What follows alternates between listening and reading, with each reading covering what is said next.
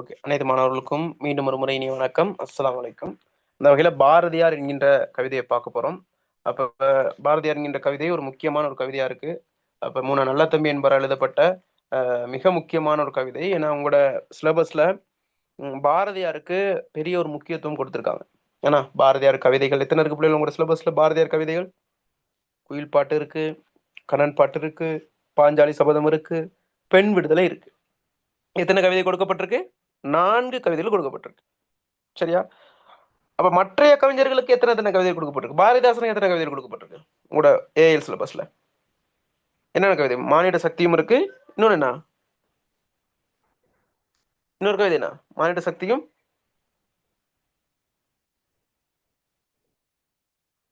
தேசூரியனும். சரி, 2 கவிதை. இப்ப பாரதியாருக்கு எத்தனை கவிதை மொத்தம்?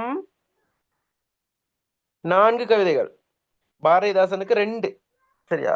அது இல்லாம மானுடம் தழுவிய கவிஞர்கள் அப்படிங்கிற ஒரு கட்டுரை இருக்கு. அந்த கட்டுரையிலையும் புகழப்பட்டிருப்பது, அதை யாரை பத்தி அங்க பேசியிருக்காங்கன்னு கேட்டா பாரதியாரை பற்றி தான். ஓகே. அது இல்லாம கவிஞர் ஈழத்து கவிஞரான நல்ல தம்பியில கவிதையிலையும் பாரதியார் இந்த தலைப்பு கீழே கவிதை இருக்கு. அப்ப பாரதியாருக்கு ஏன் இவ்வளவு முக்கியத்துவம் கொடுக்கணும்? ஒரு சிலபஸுக்குள்ள இப்ப நீங்க ஓஎல் எடுத்துக்கிட்டா ஓஎல்லையும் பாரதியார் கவிதை ஒன்று இருக்கு. என்ன கவிதை இருக்கு ஓஎல்ல? நீங்க தமிழ் படிச்சிருப்பீங்க. என்ன கவிதை? பாரதியார் கவிதை இருக்கு. சொல்லுங்க. பேசணும் பிள்ளைகள், கொஞ்சம் பேர் தான் இருக்கும். நம்ம டிஸ்கஸ் பண்ணி பேசுவோம், படிப்போம். சொல்லுங்க.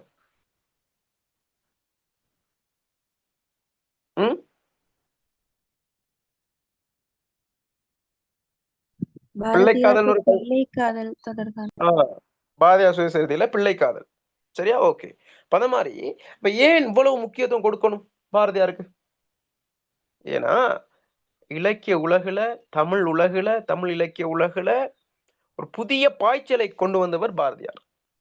சரி, இவ்வளவு காலமாக ஒரு குறிப்பிட்ட சாராரை மட்டும், கற்றவருக்கு மட்டும்தான் கவிதை சொந்தம், இலக்கியம் சொந்தம் என்று இருந்த நிலையை மாற்றி மற்றவரும் படைக்கலாம், படிக்கலாம் என்கிற நிலைமைக்கு கொண்டு வந்தவர் யாருக்கிட்ட? பாரதியார். ஏன் நான் சொல்றேன்னு ஆரம்ப கால கவிதைகள்லாம் செய்யுள் நடையில இருக்கக்கூடியது. அது நேரடியா இலகுவா பொருள் விளங்க முடியாத அளவுல இருக்கு. அது பண்டிதர்களுக்கு மட்டும்தான் புரியும். பாமரர்களுக்கு புரியாத நிலையை கட்டவிழ்த்து, அதனை உடைத்து, புதிய ஒரு கவிதை பாய்ச்சலை கொண்டு வந்தவர் யாருன்னு கேட்டா பாரதியார் தான். சரியா? இதுவரைக்கும் எடுக்காத முயற்சியை அவர் எடுத்தார். அதுக்கு பிறகு நிறைய புது கவிதைகள், நவீன கவிதைகள் வந்தது. ஆனா அதோட தோற்றுவாய் யாருன்னு கேட்டா பாரதியார் தான். சரியா? எனவே அதனாலதான் நம்ம என்னன்னு கேட்டா பாரதியாருக்கு மிக முக்கியத்துவத்தை கொடுக்கிறோம். எனவே பாரதியார் வெறுமனே கவிதைகள் மட்டுமல்ல, கட்டுரை எழுதியிருக்கார், சிறுகதை எழுதியிருக்கார். சரியா? அது இல்லாம சுதந்திர போராட்டத்திலையும் ஈடுபட்டிருக்கார். விளங்குதா? அப்ப அப்படிப்பட்ட ஒரு நிலைமையில் இருக்கிறார். அது இல்லாம இவர், அதாவது சொற்புதிது, பொருள் புதிது, சோதிமிக்க நவகவிதை, சொற்புதிது, வளம் புதிது, சுவை புதிது, சோதிமிக்க நவகவிதை என்று சொல்லும் அளவுக்கு அவரே சொல்றார் அவர் கவிதையை. சொற்புதிது, பொருள் புதிது, வளம் புதிது, சோதிமிக்க நவகவிதை என்கின்ற அடிப்படையில இவருடைய கவிதைகள் பெரிய ஒரு தாக்கத்தை தமிழ் இலக்கிய உலகுல செலுத்தியது. அதனாலதான் நம்ம என்ன செய்யணும் கேட்டா அவரை தலையில் வைத்து கொண்டாடுகின்றோம். சரியா? நூற்றாண்டு விழாவெல்லாம் கொண்டாடப்பட்டுச்சு. அதுக்கு பிறகு ஒவ்வொரு வருடமும் பாரதியார் நினைவு கூறுகின்றோம். அப்ப அந்த அளவு அவருடைய கவிதைகளோட தாக்கம் இன்னும் நீக்கமர நிறைந்து காணப்படுகின்ற காரணத்தினால்தான் அவர் மீது அன்பு கொண்டு, அவர் இலக்கியத்தின் மீது ஈடுபாடு கொண்ட நல்ல தம்பி அவர்கள் அவர் கவிதை பற்றியும், அவர் கவிதை சுவை பற்றியும், அந்த சுவையை சுவைக்கின்ற கவிஞர்கள் பற்றியும் மிக அழகாக கவிதை வடித்திருக்கிறார். சரியா? விளங்குதுதான் அறிமுகம். தெளிவாயிடுச்சு உங்களுக்கு? பேசணும், பேசாட்டி பேசாம கட் பண்ணிட்டு போயிடுவேன். 5 பேர் தான் இருக்கும். நான் பேச, நீங்க பேச, கிளாஸ் கொண்டு போகணும். சரியா? சரி சார். அப்ப 52 74 90 யாருன்னே தெரியல. நானும் கொஞ்சம் மைக் அன்மியூட் பண்ணி பேசுனீங்கன்னா எனக்கு ஈஸியா இருக்கும் பேர் சொல்றதுக்கு. நம்ம கிளாஸ் உள்ள ஆள் தானே. யாரு? கீதாஞ்சலி சார். கீதாஞ்சலி. உங்களோட பேரை ரீநேம் பண்ணுங்க. கீதாஞ்சலின்னு சிரமமா இருக்கா? ரீநேம் பண்ணுங்க. சரி, நான் ரீநேம் பண்ணவா? சரி சார். பேர் என்ன? கீதாஞ்சலி. ஓ, ஓகே. கீதாஞ்சலி தமிழ் பேர் தானே, தமிழ்லயே போட்டோம். கீதாஞ்சலி எந்த இடம் சொன்னீங்க? கொஸ்கம்மா சார். அது எங்க இருக்கு? ஐசாவளியில். Okay okay okay. அப்ப கீதாஞ்சலி பேர் மாத்தியாச்சு. அந்த அடிப்படையில இப்ப வந்து நம்ம என்ன செய்ய போறோம்னு கேட்டா பாரதியார்ட பாடலை பார்க்க போறோம். அவர் எப்படி சொல்லியிருக்காரு, பாரதியார் எப்படி விவரிச்சிருக்காரு அப்படிங்கிறத நம்ம பார்க்க போறோம். சரியா? பாருங்க. பாரதி என்றொரு தாமரை பூத்தது பாரத நாடனும் வாதியிலே அதன் சீரிதழ் ஆயிரம் செங்கதிர் போலொளி செய்து விளங்குது பூமியிலே. எப்படி பாருங்க, பாரதி என்றொரு தாமரை பூத்திருக்கான். இப்ப தாமரைங்கிறது என்னது? நிறைய இதழ்களை கொண்ட ஒரு மலர். சரியா? எனவே அப்ப இங்க பாரதியாரை ஒரு மலராக சொல்லியிருக்கார். 1000 பூக்கள் இருக்கிற இடத்துல பாரதியாரை ஏன் தாமரையா சொல்லியிருக்கணும்? ஒரு ரோஜா பூவா சொல்லியிருக்கலாம், ஒரு செவ்வரத்தையா சொல்லியிருக்கலாம், ஒரு மல்லிகையா சொல்லியிருக்கலாம். ஏதோ ஒரு காரணத்துக்காக தான் அவர் என்ன செய்றார், தாமரைன்னு சொல்லியிருக்காரு. சரியா? அதுக்கு அடுத்த வரியில என்னன்னு கேட்டா, பாரத நாடுன்னு வாவியிலே, அந்த வாவியில தான் அந்த தாமரை பூ. மல்லிகை வாவியில பூக்குமா? செவ்வரத்தை வாவியில பூக்குமா? இல்ல, வாவியில் பூக்கக்கூடியது எது? தாமரை. எனவே இங்கு பாரதியை மலராகவும் தாமரை மலராகவும் பாரத நாடுனா இந்தியா. சரியா? அப்ப அவர் தமிழ்நாட்டை சேர்ந்தவர். யார்? பாரதியார் தமிழ்நாட்டை சேர்ந்தவர். இருந்தாலும் கூட அவர் என்னது அந்த தேசிய அளவுல, இந்திய அளவுல பிரபலியமானவர் என்கின்றபடியால் பாரத நாடு, இந்தியாவின் வாவி, ஒரு குளத்தில் பூத்த ஒரு மலராக அவர் உருவகிக்கப்படுகின்றார். விளங்கிச்சா? அப்ப பாரதி என்பவர் தாமரையாகவும், அதில் பூத்த அது அந்த அந்த தாமரை பூ இருக்கக்கூடிய அந்த பரப்பு ஒரு குளமாகவும், அந்த குளம் தான் என்னது பாரத நாடாகவும் சொல்லப்பட்டிருக்கு. தெளிவாயிருச்சா? அந்த 2 வரி விளங்கிச்சா? பாரதி என்றொரு தாமரை பூத்தது பாரத நாடெனும் வாவியிலே. தெளிவாயிருச்சா?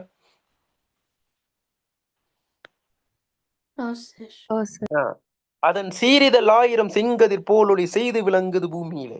அதன் சீரிதழ் 1000 செங்கதிர் போலொளி செய்து விளங்குது பூமியிலே. அதன் சீரிதழ், அதன் அந்த அந்த தாமரை மலர் உள்ள சீரிதழ்னா சிறப்பு பொருந்திய அந்த இதழ்கள் 1000 செங்கதிர் போலொளி செய்து விளங்குது பூமியில. என்னது? இப்ப அந்த பாருங்க, இப்ப பாரதியார தாமரையா சொன்னதே ஒரு உருவகம். அந்த தாமரை உள்ள இதழ்கள் எப்படி இருக்குன்னு கேட்டா அதுக்கு ஒரு உவமை பாருங்க. அது எப்படி அந்த பாரதியார தாமரையா சொன்னது வந்து உருவகம். அந்த தாமரையை உவமைப்படுத்தியிருக்காங்க எதா? சூரிய கதிர்களா. எனவே அந்த தாமரையின் அந்த இதழ்களை 1000 செங்கதிர் போல சொல்லியிருக்கிறாங்க. எனவே அந்த அந்த தாமரைகளுடைய இதழ்கள் 1000 செங்கதிர்கள் போல, செங்கதிர் சிவந்த அந்த கதிர்களை, சூரிய கதிர்களை போல போல ஒளி செய்து விளங்குது பூமியிலே. அது என்ன செய்தாம்? அது சூரியன் வெளிச்சம் எப்படி பூமிக்கு பாய்ச்சப்படுமோ அது போல அந்த தாமரை, பாரதியாகிய அந்த தாமரை என்ன செய்யுதுன்னு கேட்டா, இந்த உலகளாவிய ரீதியில அவர் கவிதைகள் பேசப்படுது, அல்லது அந்த கவிதைகள் பல்வேறுபட்ட செய்திகளை சொல்வதனால் மக்களால் அது நோக்கப்படுகின்றது. எனவே மக்களுக்கு நல்லறிவூட்டுகின்ற செயலை அது செய்கின்றது. எனவே சூரியன் எவ்வாறு ஒரு இடத்தில் இருந்து கொண்டு உலகுக்கே ஒளி கொடுக்கின்றதோ அது போல பாரதியார் இந்த கவிதைகள் இந்த உலகத்திற்கு புது பாய்ச்சலையும் புது வெளிச்சத்தையும் கொடுக்கின்றதுங்கிற அடிப்படையில் தான் முதலாவது பந்தி போகுது. பாருங்க, பாரதி என்றொரு தாமரை பூத்தது பாரத நாடனும் வாவியிலே அதன் சீரிதழ் 1000 செங்கதிர் போலொளி செய்து விளங்குது பூமியிலே. தெளிவாகுது அவசியம்? ஏன்னா அந்த செய்து விளங்கு அந்த அந்த ஒளி வந்து என்ன செய்தான்? சிறப்பு செய்தான். இந்த பூமினா என்னது? பூமினா அந்த பூமி இல்ல, பூமியில் உள்ள மக்களுக்கு தான் ஆகி வந்திருக்கு. இந்த பூமியில் இருக்கக்கூடிய மக்களுக்கு என்னது சிறப்பை அள்ளி தரக்கூடிய நிலைமையில அந்த கவிதையில் இருக்கின்றது என்று சொல்லுகின்றார். தெளிவா? எதுவும் சந்தேகமா?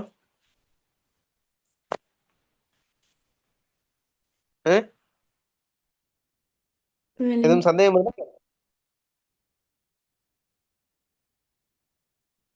இல்ல தானே? இல்ல சார். அப்படியே குரூப்ல ஒரு மெசேஜ் போட்டுருங்க, கிளாஸ்க்கு ஜாயின் ஆனவங்க சொல்லி. ஓகே. இந்த நறுமலர் கூம்பிடுமோ, இதன் இன்பம் என்றாயினும் குன்றிடுமோ, உயர் சிந்தனையாமெனும் வானுலகேறி திளைத்திரளாமது சாம்பிடுமோ. என்னமா? இந்த நறுமலர் கூம்பிடுமோனா நறுமலர்னா என்னது? வாசம் வீசக்கூடிய அந்த நரிய மலர் குவிந்து விடுமோ. சரியா? இதன் இன்பம் என்றாயினும் குன்றிடுமோ. அது தரக்கூடிய அந்த கவிதைகள் தரக்கூடிய இன்பம் இன்றைக்காவது 2026 இருக்கும் பாரதியை நினைத்துக் கொண்டிருக்கிறோம். 2011 நான் ஏஐல எக்ஸாம் செஞ்சேன், அதுலயும் பாரதியார் கவிதை அப்பயும் நினைத்தேன். இன்னும் ஒரு 30 வருடத்துக்கு பிறகும் இன்னும் ஒரு மாணவன் படிக்கும்போது இன்னும் ஒரு கவிதை சிலபஸ்ல கொடுக்கப்படும். எனவே அதே போல ஒவ்வொரு ஆண்டும் அவருடைய நினைவாக விழாக்கள் எடுக்கப்படும். எனவே அந்த கவிதைக்கும் சரி அவருக்கும் சரி இறப்பு இல்லை. எனவே இந்த நறுமலர் கூம்பிடுமோ இதன் இன்பம் என்றாயினும் கொண்டிடுமோ. விளங்குதா? கூம்பிடுமோன்னா என்னது? இது வாடி விடாது அல்லது அதன் பெருமை இழந்து விடாது. இதை இன்பம் என்றாயினும் என்னது? குறைந்து விடாது. உயர் சிந்தனை யாமெனும் வானுலகேறி திளைத்திடலாமது சாம்பிடுமோ. அப்ப எனவே இந்த கவிதைகளை வாசிக்கும் போது உயர் சிந்தனை, உயர்ந்த ஒரு ஒரு மேலான சிந்தனையின் மூலமாக, சரியா? எனவே மேலான சிந்தனையாகிய வானுலகத்தில் ஏறி, அப்ப இங்கிருந்து அந்த மேலான சிந்தனைனா சிந்தனையில 2 இருக்கு. ஒண்ணு கீழான சிந்தனை, மேலான சிந்தனை. என்ன 2க்கும் வித்தியாசம்? கீழான சிந்தனைனா ஒரு குறுகிய மனப்பான்மை, சரியா? தன் நலன், தன்னோடு சம்பந்தப்பட்டு சும்மா நோமலா பெரிய ஒரு சிந்தனைனா அது உலகளாவிய அளவுல நம்ம சிந்தனையை மாறுபடுறதுக்கு வாசிப்பு ரொம்ப முக்கியம். எனவே பாரதியார் கவிதைகள் வாசிக்கும் போது அந்த சிந்தனை தூண்டப்படும், சரியா? சிந்தனை பறந்துபட்டதளவுல இருக்கும். எனவே சிந்தனை யாமெனும் வானுலகத்தில் ஏறி திளைத்திறான். திளைத்தல் என்னது? திளைத்தல் நினைப்பில்லை. திளைத்தல்ங்கிறதுக்கு பொருள் என்ன? திளைத்தல், நான் மகிழ்ச்சியில திளைத்தேன் அப்படின்னு என்னது? சும்மா சொல்லுங்க. மலர்தல். திளைத்தல்னா அதுல அப்படியே என்ன சொல்றது, அந்த இன்பத்திலேயே நிலை பெற்று இருக்கிறது.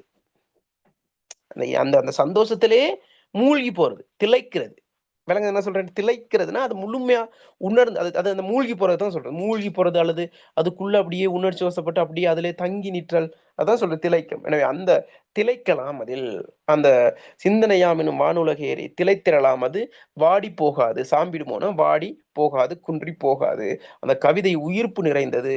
அது சிந்தனையின் வீச்சுக்குரியது, சிந்தனையின் மாற்றத்தை ஏற்படுத்தக்கூடியது, உலகளாவிய உயர்ந்த சிந்தனையை ஏற்படுத்தக்கூடியதுதான் பாரதியார் கவிதை என்று கூறுகின்றார். தெளிவாச்சு? 2வது பந்தி.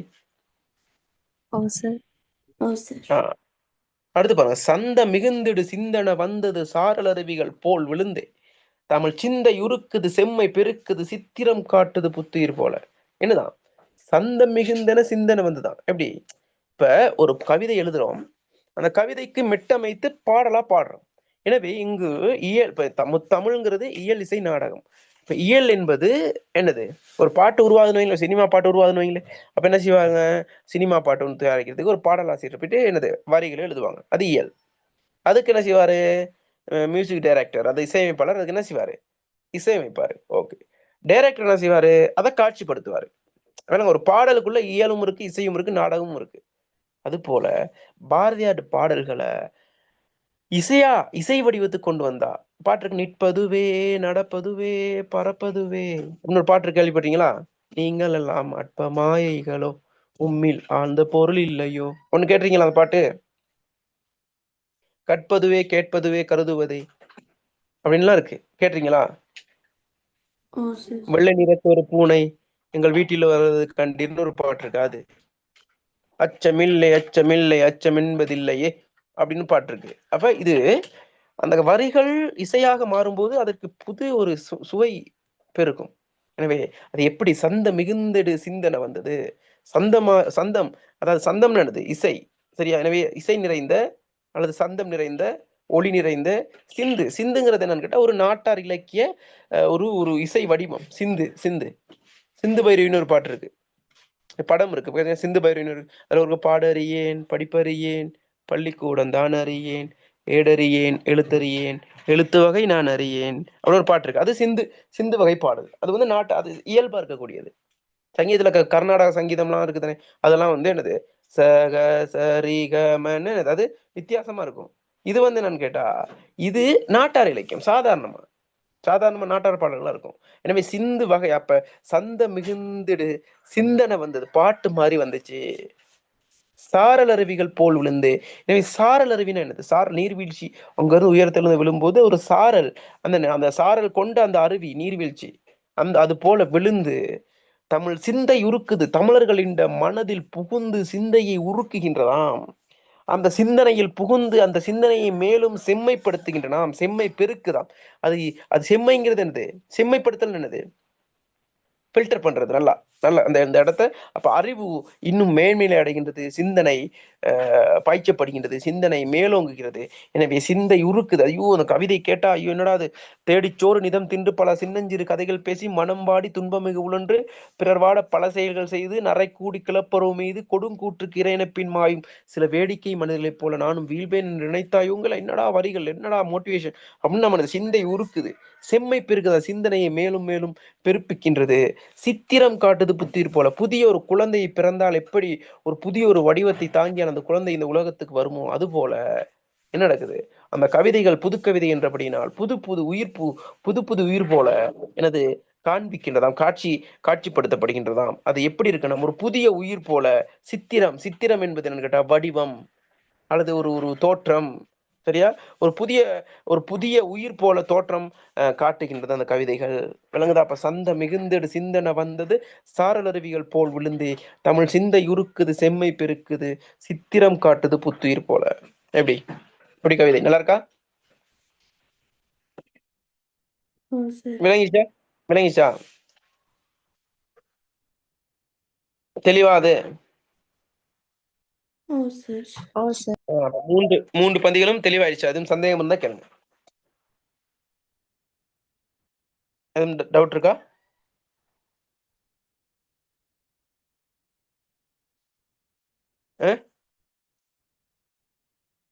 பேச மாட்டேங்கிறீங்களே பிள்ளைகள். கீதாஞ்சலி பேசுங்க. பாட்டுல கீதம் வச்சிருக்கீங்க, பேச மாட்டேங்கிறீங்களே. பேர்ல டவுட் இல்லை சார். அவ வாசிங்க அந்த 2 வரையும், கடைசியா உள்ளது வரைய. தாமரை காடிது தாமரை காடுதல் நிலத்திலும் செந்தமிழ் தன்னர வேங்குதும் சொறிவது பார்ப்பட. தாமரை காடுது நித்தலும் செந்தமிழ் தன்னரவெங்கும் சொறிவதுப்பா. தாமரை காடிது நித்தலும் செந்தமிழ் தன்னரவெங்கும் சொறிவதுப்பா. என்னது அவரோட கவிதைகள் முதல்ல பாரதியார் என்னவா சொன்னாங்க? தாமரையா சொன்னாங்க.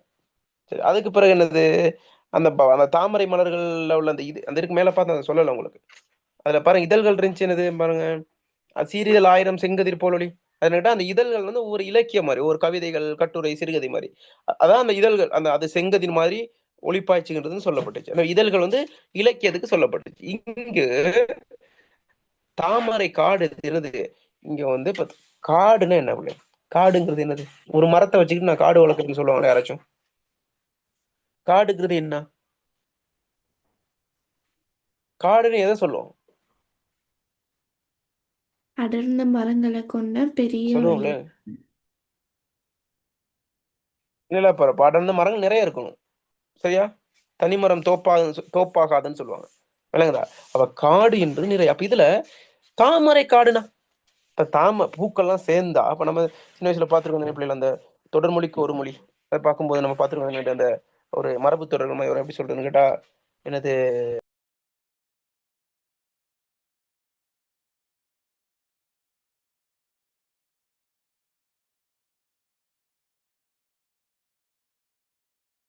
பிள்ளைகள் நம்ம எப்படின்னு கேட்டா அந்த இப்போ ஒரு கூட்டத்தை குறிக்கும் மரபு பேருங்கன்னு சொல்லுவோம்.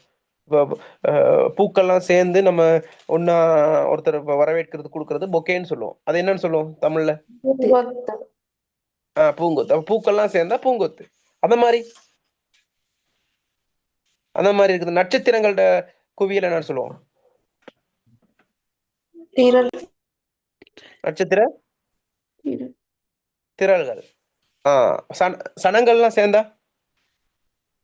மக்கள்லாம் சேர்ந்தா கூட்டம். சனக்கூட்டம், மக்கள் கூட்டம். அந்த மாதிரி இங்கு தாமரை எல்லாம் சேர்ந்தா பொய்கைன்னு தான் சொல்லணும். தாமரை பொய்கைன்னு சொல்ல நிறைய இருந்தா இப்ப என்னன்னு சொல்றேன், தாமரை காடு தான்.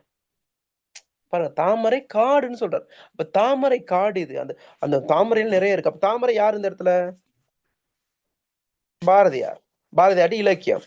அப்ப இங்கு தாமரை காடு என்கின்ற போது இந்த இடத்துல பாரதியார சொல்லல, அவருடைய இலக்கியம் நிறைய இருக்குதுனே. எனவே அது அது காடு போல நிறைய நிறைய மரங்கள் எப்படி திரட்சியா இருக்கும், அது மாதிரி அவர் கவிதைகள் நிறைய கிடக்கு. தாமரை காடு இது. எனவே அந்த இலக்கியங்களில் நித்தலும் செந்தமிழ் தன்னரவெங்கும் சொரியப்பினை. எந்த நாளும் ஒவ்வொரு நாளும் செந்தமிழ் செம்மையாகி அந்த தமிழ் எல்லா நாளும் தன்னரவெங்கும் குளிர்ச்சி பொருந்திய தேன் போல, குளிர்ச்சி பொருந்திய தன்னரவெங்கும், சரியா? சரியா? தன் என்பது குளிர்ச்சி, என்னது? அவ தன் அறவெங்கும்னா குளிர்ச்சி பொருந்திய தேன் எங்கும் சொரிகின்றதாம், தேன் சொரிகின்றதாம், அதனை பார்ப்பாயாக. அதுல இருந்து என்ன தெரியுது? என்ன தெரியுது இந்த இடத்துல? அந்த கவிதைகளில் இருந்து என்னன்னு கேட்டா இருக்கக்கூடிய சுவை குளிர்ச்சி பொருந்திய தேன் போல இருக்காம். அப்ப என்னது? அது வந்து சுவையானது, செழுமையானது, புதினமானது அப்படின்னு சொல்ல வருது. அப்ப தாமரை காடு இது நித்தலும் செந்தமிழ் தன்னரவெங்கும் சொரிவது பார் அப்படின்னு நம்மள முன்னிறுத்தி சொல்றாரு பாருங்க. சரி, எனவே அங்கு அப்ப தேன் சொரிகின்ற போது அங்கு காமறு பாவலராகிய வண்டினம் கண்டனம் மண்டி கழித்திருப்பார். என காமர் என்பது அந்த தேன் மீது விருப்பம் கொண்ட என்னது பாவலர்னா யாரு? பாவலர் அந்த கவிஞர்கள், புலவர்கள். புலவர்களாகிய அந்த வண்டினங்கள். இப்ப இந்த இடத்துல வந்து புலவர்களாகிய வண்டினம் என்ன உருவகணி கையாளப்பட்டிருக்கு. புலவர்களாகிய அந்த வண்டினம் கண்டனம் மண்டி கழித்திருப்பார். அதனை கண்டதும் என்ன செய்யுதுன்னு கேட்டா அந்த தேனை பாருங்க, கணக்கப்பார் எப்படி கொண்டு வராங்க. அங்க என்னன்னு கேட்டா தேனா சொல்லியிருக்காங்க. தேன் ஏதா தேன் எது? அது வந்து அவர்கிட்ட அந்த செழுமைக்காக, அந்த தேன்கிறது வந்து இனிமைக்காக. எனவே தேனை மனிதர்கள் நேரடியா பூவில் உள்ள தேன் என்ன செய்யலாது? பருக இயலாது. எனவே வண்டாக மாறினால்தான் தேனை பருக முடியும். எனவே எங்க புலவர்கள் வண்டாக மாறி என்ன செய்யறான்னு கேட்டா கண்டு மன்றான். மண்டுதல் என்ன? மண்டி கழித்திடல். மண்டுதல்னா இப்ப வந்து தாகத்துக்கு நீங்க தாகமா இருந்தா பருகுதல் இல்ல, தாகமா இருந்தா பருகலாம். சரி, அப்ப நீங்க வந்து ஓடிட்டு வாரீங்க, ஓடி களைச்சு வாரீங்க, அப்ப தண்ணி குடிக்கணும். என்ன தண்ணி அப்படி மன்றுதல் அப்படின்னு என்னது? இப்ப சொல்லுங்க. அதிகமானது. ஐயோ தாகம் தீரல, குடிச்சுக்கிட்டே இருக்கீங்க, மன்றீங்க குடிச்சுக்கிட்டே இருக்கீங்க, தாகம் தீரல, 1 லிட்டர் 2 லிட்டர் 3 லிட்டர் போய்கிட்டே இருக்கு. அப்ப மண்டுதல் என்பது அதிகமான என்னது? அந்த அந்த பருகுதல், அதிகமா பருகுதல். சரி, எனவே அந்த புலவர்கள் என்ன செய்றாங்க? அந்த இலக்கியத்தின் இந்த சுவையை பெறுவதற்காக தொடர்ச்சியாக மண்டிக் கொண்டிருக்கிறார். தேனை பருகவில்லை, மன்றாங்க. அப்ப என்னது? அதிலிருந்து அதிகமான எனது விடயங்களை சிந்தையில் தேக்குகின்றார்கள். அந்த அந்த சுவையில் மனம் திளைத்து நிற்கின்றார்கள். விளங்குதா? அதனை பார்ப்பாயாகன்னு நம்மகிட்ட சொல்றார். விளங்குதா?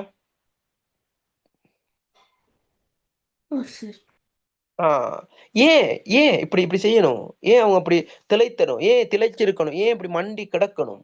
ஏன்னா அது அடுத்து சொல்றாரு, புத்தம் புதிய சுவை இது. ஏன்னா திடீர்னு இவ்வளவு காலம் இல்லாத ஒரு இலக்கியத்துல ஒரு மாற்றம் ஏற்பட்டிருக்கு. சரி, எனவே அது புதுசா வந்தனால எல்லாருக்கும் ஒரு ஆச்சரியத்தை தருது. சரியா? அதனாலதான் புத்தம் புதிய சுவை இது. சுவைனானது தேனோட சம்பந்தம். அந்த கவிதைகள் கொடுக்கின்ற பாடுபொருளும் சரி, அந்த வடிவம் சரி, உருவம் சரி, உள்ளடக்கம் சரி, புதுசு, புத்தம் புதிய சுவை இது. முன்னொரு பூக்களும் இச்சுவை தந்தது. இதற்கு முன்பு இருந்த எந்த பூக்களும், அந்த பூக்கள் யார சொல்றேன்னு நினைக்கிறீங்க? முன்னொரு பூக்களும் இச்சுவை தந்ததில்லை. அப்ப முன்னொரு பூக்கள்னா யார சொல்றாங்கன்னு நினைக்கிறீங்க? யார சொல்றாரு கவிஞர்? நேரத்தோடு இருந்த கவிஞர்களை. இதற்கு முன்பு இருந்த கவிஞர்கள், ஔவையார் சொல்லலாம். சரியா? ஐம்பெரும் காப்பியங்கள் எழுதக்கூடிய அந்த எனது இலக்கியவாதிகளை சொல்லலாம்.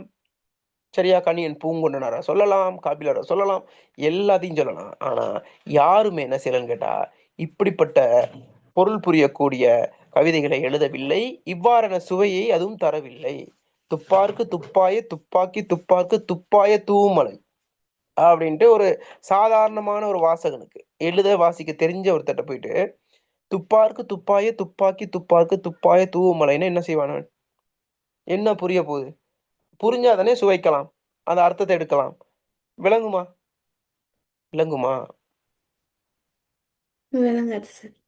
விளங்காது.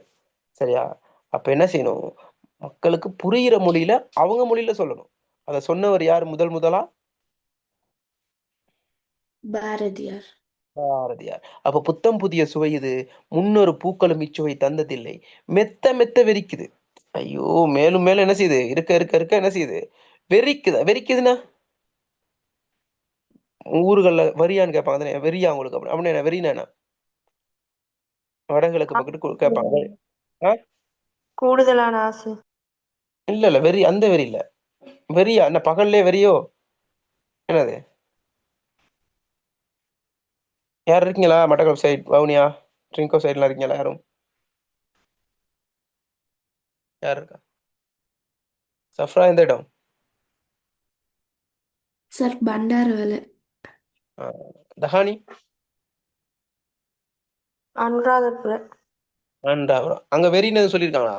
வெறினா போதையில இருப்பாங்க, போதையில் இருக்கிறவங்க வெறியா இருக்குதுன்னு சொல்றது விளங்குதா? எனவே இந்த தேன் இப்ப பாருங்க பிள்ளைகள், அப்ப தேனை பருகுனா போதை வருமா?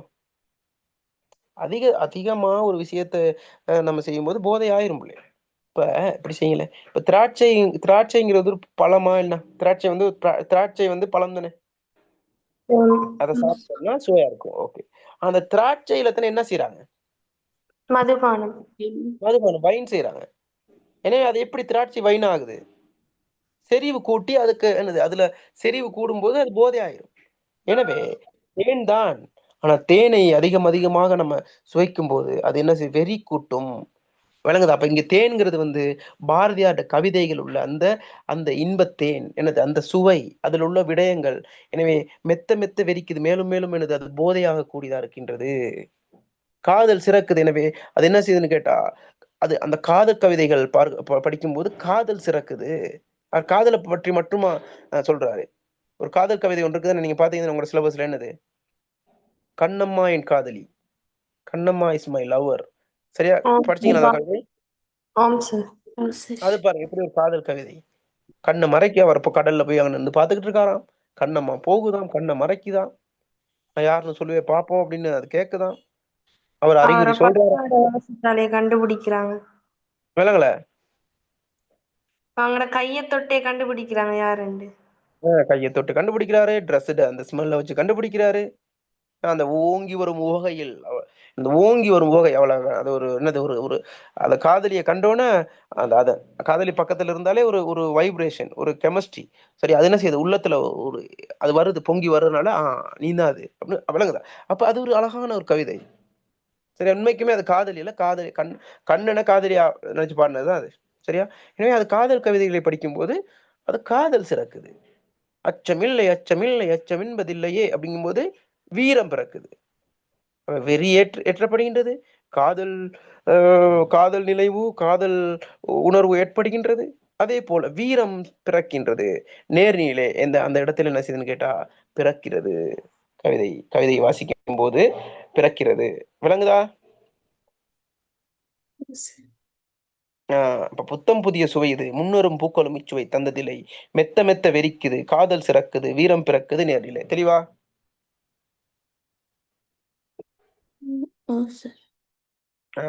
ஓகே. அடுத்ததுக்கு போமா? அடுத்தது ஓகே சார். என்ன சொல்லுது? வாசிங்க ஒரு ஆள்.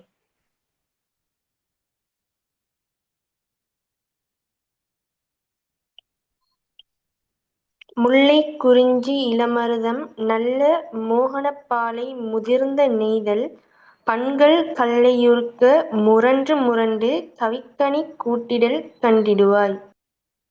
முல்லை குறிஞ்சி இளமருதம் நல்ல மோகனப்பாலை முதிர்ந்த நெய்தல் பண்கள் கல்லையுருக்க முரன்று முரன்று கவி கனி கூட்டிடல் கண்டு, கனிக்கு அணி, கவி கனி 3 சொல்லி என்ன வரணும்? கவி கனி கூட்டிடல் கண்டிடுவாய். முல்லை குறிஞ்சி இளமருதம் நல்ல மோகனப்பாலை.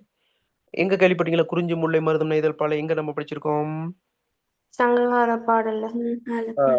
அந்த மாதிரி முல்லை நிலம், குறிஞ்சி நிலம், மருத நிலம், பாலை நிலம், நெய்தல் நிலம், அந்த நிலத்துக்குரிய பண்கள் இருக்குது.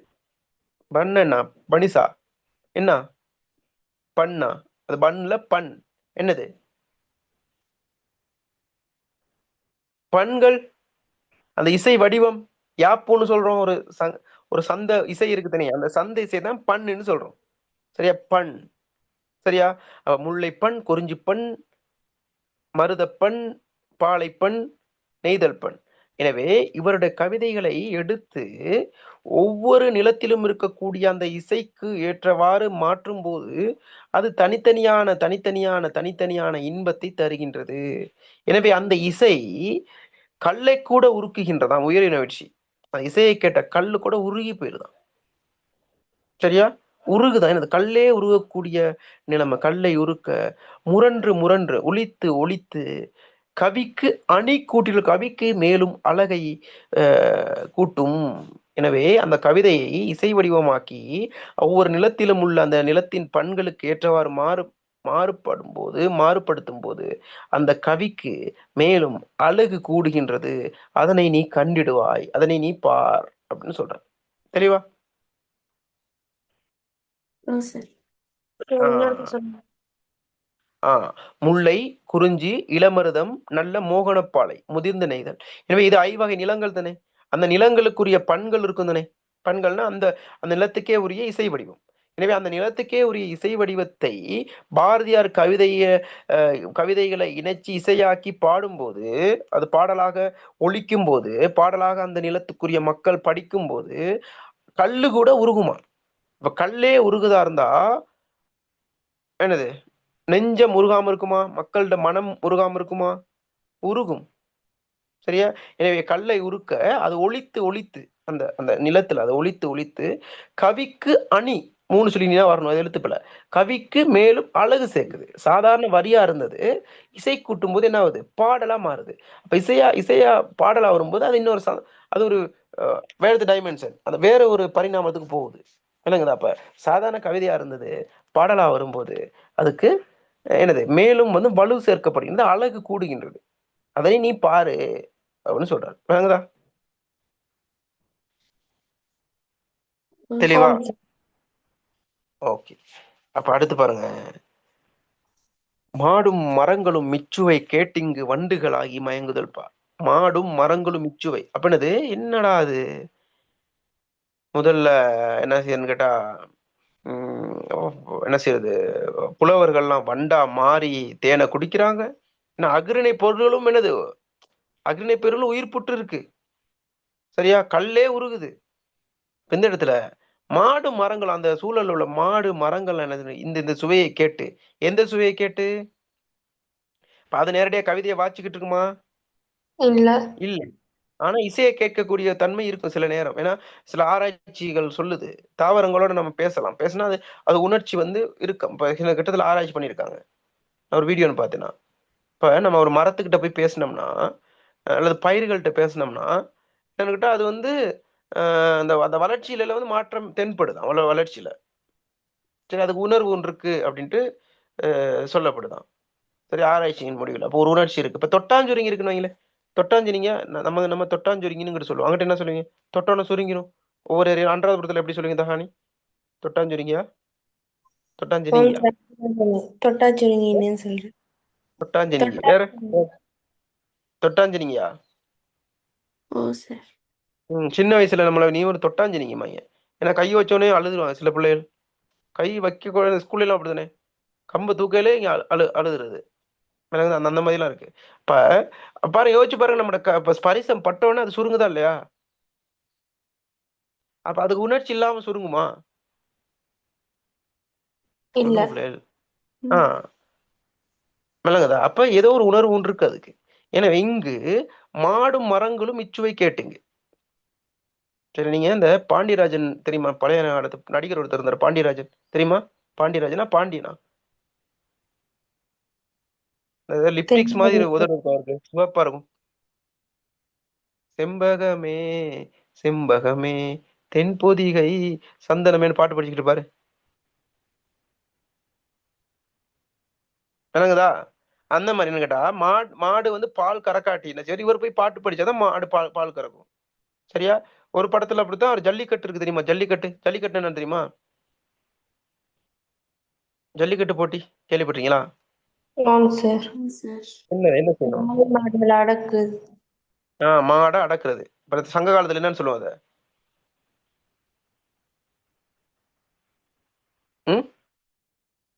சங்க காலத்துல படிச்சோம். அன்பின் ஐந்தினைக்கு மேலதியமா கைக்கிளை பெருந்தினை எல்லாம் படிக்கல. கைக்கிளையில கொள்ளேறு தழுவுதல். சரியா? அப்ப அந்த அந்த மாதிரி இங்க என்னன்னு கேட்டா, இப்ப அவர் என்ன செய்வாருன்னு கேட்டா, அந்த ஜல்லிக்கட்டுக்கு வரும்போது எல்லாம் அடக்கிட்டு அடிபட்டு போவான்னு இவரு அங்கிருந்து ஒரு பாட்டு பாட்டு படிப்பாரு. திரும்ப அது அப்படியே தலையாடிட்டு வந்து அவரோட நின்றும். இந்த அப்படிலாம் படங்கள் இருக்கு. எனவே மாடும் மரங்களும் இச்சுவை கேட்டுங்கு. எச்சுவை அந்த பாரதியார்ட்ட கவிதைய பாடலா படிக்கும்போது, ஒரு நிலத்திலையும் படிக்கும்போது, அங்குள்ள மாடுகளும் மரங்களும் அச்சுவை கேட்டுங்கு. வண்டுகளா மாறுதான். ஏன் வண்டுகளா மாறணும்?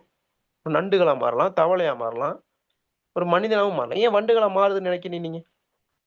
அவர பாடல் இலக்கியங்களை தாமரை குறிப்பிட்டிருக்காங்க. அப்ப தாமரை மலர் உள்ள இது பருகிறதுக்காக போறது. வெரி குட், பிடிச்சிட்டீங்க. என்னது? அப்ப பாருங்க, ஏற்கனவே புலவர்கள் என்ன மாறினாங்க? வண்டுகளாக. வண்டுகள் அவங்க இப்ப ஒரு ஸ்ட்ரோ ஒண்ணு வாங்கிட்டு வந்து உறிஞ்சு எடுத்துருக்கலாம் தானே தேனை? எடுத்துக்கலாமா இல்லையா? எடுத்திருக்கலாம். யோசிச்சு பாரு. புலவர்கள் வண்டுகளை மாறியே வீட்டுக்கு போவோம். என்ன அவங்க வைஃப் என்ன நினைப்பாங்க? ஏத்துக்கொள்வாங்களா? வாங்க வண்டு அப்படின்னு கூப்பிடுவாங்களா? இல்ல. என்ன யோசிச்சு, குடும்பத்துல பிரச்சனை ஆயிரும். சரியா? அப்ப அப்படியே அப்படியே இருந்துட்டா.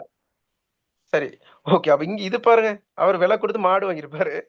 மாடு வாங்கி இது வண்டா மாறுனுச்சுன்னா அவருக்கு வாங்கினவருக்கு என்ன ஆகுது? எப்படி அடுத்த நாள் பால் எடுப்பாரு? பெரிய சிக்கல்னு வரும். சரி, அதை விடுவோம். அப்ப மாடும் மரங்களும் மிச்சுவை கேட்டுங்க. வண்டுகளாகி மயங்குது. வண்டுகளா மாறுதான், மயங்குதான் அப்படியே தேனை குடிச்சிட்டு மயங்குது இருப்பாரு. அது காடு துறக்குது. அது என்ன செய்யுதான்? திடீர்னு காட்டை விட்டு போகுதா? ஏன் காட்டை விட்டு போகுதுன்னா, அங்க அக்கினி வெயில், பங்குனி வெயில் பல்லு அடிச்சுட்டு அடிக்குதான். சரியா? சரியான கஷ்டம். என்னடா எப்படா இந்த இடத்துல இருந்து நமக்கு வந்து சுதந்திரம் கிடைக்கும்ட்டு இருக்கையில ஒரு பாடல் கேட்டோன்னு என்னது வண்டுகளா மாறி அங்க இருந்து போகுதான். எங்கிருந்து காட்டு துறக்குது, கோடை தணிக்குது, காணல் பறிக்குது. அங்குள்ள அந்த கோடையின் வெயில்ட அந்த கோடை வெயிலின் அந்த தன்மையையும், அந்த கோடை வெயில் தரக்கூடிய அந்த காணல் வெப்பத்தையும் என்னது இல்லாமல் செய்யுது. காடு துறக்குது, கோடை தணிக்குது, காணல் பறிக்குது. என்னது காணல் காணல் அந்த வெம்மையெல்லாம் இல்லாம போயிட்டு என்னது கண்ணன் என்றே மேல கொண்டு வந்தீங்கன்னா, கண்ணன் கடவுள் இருக்கார், அந்த கண்ணன் கடவுள். அந்த கண்ணன் கருணையின் விளைவாக, அவருடைய அருளின் காரணமாக, சரியா, அந்த அருளை போல, அப்ப எனவே அந்த இசை இறைவன் அருள் கடாட்சம் போல அந்த மாடுகளுக்கும் மரங்களுக்கும் கேட்டதன் காரணமாக அது என்ன செய்யுது? வண்டுகளாக மயங்கி காட்டை விட்டு நீங்குகின்றது. அது வெம்மையை தணிக்கின்றது. காரணம் என்ன? பாரதியார் கவிதை கண்ணன் என்ற அருளினை போல அவர்களுக்கு என்னது கிடைத்ததின் காரணமாக அவர்கள் சுதந்திரம் பெற்ற தன்மையுடையவராக மாறிவிட்டன. தெளிவாயிருச்சா? இது ரொம்ப முக்கியமான வரிகள். இதெல்லாம் ஹைலைட் பண்ணி கேட்பாங்க, என்னது அப்படின்ட்டு. தெளிவாயிருச்சா? மாடும் மரங்களும் கேட்டுங்கு வண்டுகளாகி மயங்குதல் பார். அது காடு துறக்குது, கோடை தணிக்குது, காணல் பறிக்குது, கண்ணன் என்று. தெளிவா? இதுதான் கவிதை. இந்த கவிதை ஏற்கனவே படிச்சீங்களா? கிளாஸ்லயோ அல்லது தனியாவோ படிச்சிருக்கீங்களா இந்த கவிதை? யாருமே படிக்கலையா? ஓகே. எப்படி ஒரு தெளிவு ஒண்ணு பிறந்துச்சா அன்னைக்கு? ஓகே. அப்ப இந்த மாதிரி கவிதையெல்லாம் படிங்க. இந்த கவிதை உங்களோட 12th சிலபஸ்ல உள்ளது. அப்புறம் கவிதையில தான் நம்ம ஸ்டார்ட் பண்ணிடணும். சரியா? ஓகே. அப்ப உங்களுக்கு இந்த நல்ல கவிதை விளங்கிருக்கும்னு நினைக்கிறேன். அப்ப இந்த கவிதையை ஃபர்ஸ்ட்ல இருந்து ஒரு ஆள் வாசிக்கலாமா? எல்லாத்தையும் முழுமையா நல்லா தெளிவா வாசிக்கக்கூடிய ஆள் ஃபர்ஸ்ட்ல இருந்து வாங்க பார்ப்போம்.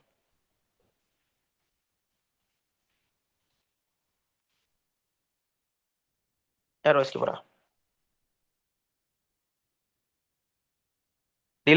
டிலாவா? இப்பதான் கிளாஸ் வரீங்களா? ஆம் சார். ஏன் லேட் ஆயிடுச்சு? சார் இங்க ஊர்ல ஒரு கிளாஸ் நேரடியா நடக்கிறதால போனேன் சார், அதான் லேட் ஆயிட்டு. ஓகே ஓகே, பிரச்சனை இல்லை. ரெக்கார்டிங் போட்டு பார்த்துக்கொள்ளுங்க. ரொம்ப சுவாரஸ்யமா படிச்சோம். என்ன பிள்ளைகள் சுவாரஸ்யமா படிச்சோமா? ஆம் சார். ரெக்கார்டிங்கும் கேட்டுக்கொள்ளுங்க. ஓகே, இப்போ நம்ம இதை கொஞ்சம் வாசிப்போம். வாசிங்க ஒரு ஆள்.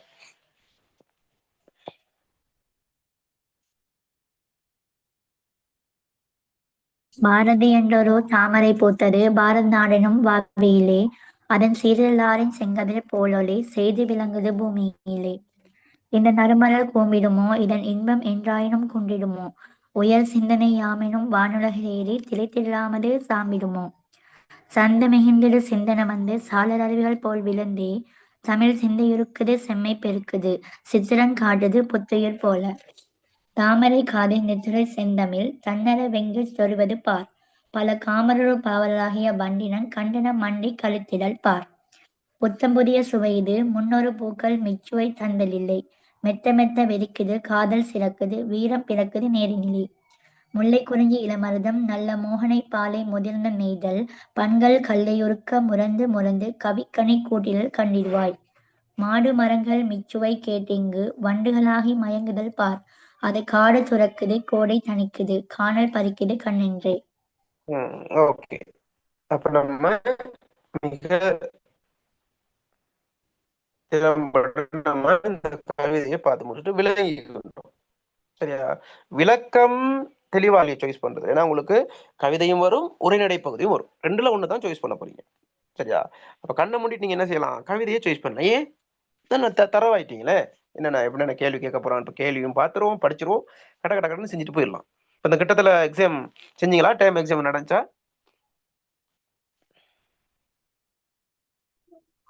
ஓ சார். எத்தனாவது டைம் இப்போ போகுது உங்களுக்கு?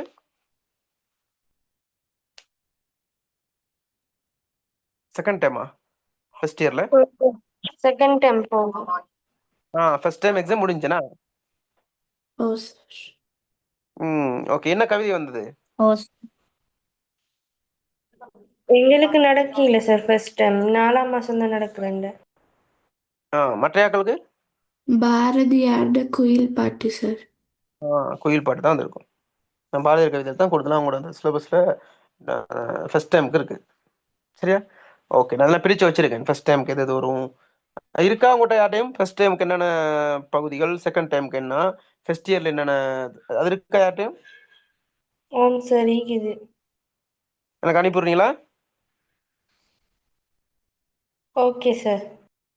எனக்கு போட்டு விடுங்க. என்கிட்ட இருக்கு. அதை கொஞ்சம் ரியலைஸ் பண்ணி அதையும் தொகுத்து வச்சுக்கொள்ளணும். சரியா? ஓகே. அப்ப நம்ம கேள்வி பதில் பார்ப்போமா? Okay sir.